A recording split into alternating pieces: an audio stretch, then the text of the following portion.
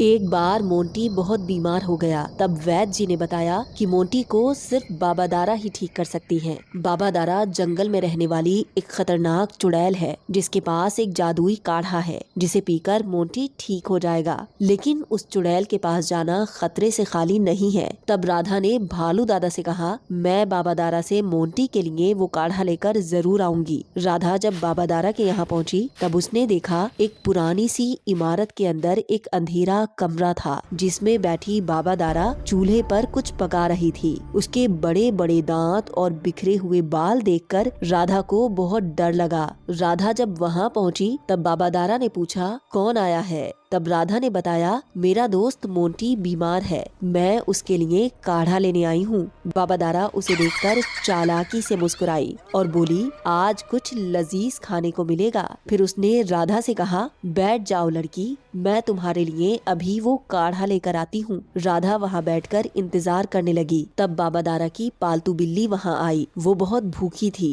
राधा ने अपने पास रखा पनीर का एक छोटा सा पीस उस बिल्ली को दे दिया। बिल्ली ने झट से वो पनीर हड़प लिया और राधा से बोली, तुम कितनी अच्छी हो राधा, तुमने मुझे खाने के लिए पनीर दिया। क्या तुम जानती हो बाबा दारा ने तुम्हें यहाँ क्यों बैठा रखा है? तब राधा ने कहा, मैं तो बाबा दारा से काढ़ा लेने के लिए यहाँ बैठी हूँ। तब उस बिल्ली ने कहा, चुड़ैल तुम्हें अपने तेज और नुकीले दांतों से खाना चाहती है, इसीलिए वो चूल्हे पर पानी गर्म कर रही है। उस बिल्ली ने राधा को वो शीशी दी जिसमें वो जादुई काढ़ा था और साथ ही एक डंडा भी दिया, ये कहते हुए कि ये डंडा तुम्हारे काम आएगा। इससे पहले कि वो चुड़ैल यहाँ आ जाए तुम यहाँ से भाग जाओ। राधा ने तेजी से वहाँ से दौड़ लगाई। चुड़ैल ने जब राधा को भागते हुए देखा तो वो उसके पीछे दौड़ने लगी। राधा को लगा कि अब वो पकड़ी जाएगी, लेकिन तभी उसे वो डंडा दिखाई दिया जो उस बिल्ली ने राधा को दिया था। तब राधा ने उस डंडे से कहा, जादुई डंडे अपना कमाल दिखा, मुझे इस चुड़ैल से बचा। तब डंडा एक जादुई झाड़ू में बदल गया और वो झाड़ू आसमान में उड़ने लगी। चुड़ैल ने जब राधा को आसमान में उड़ते देखा तब उसे पता चला कि उसकी जादुई झाड़ू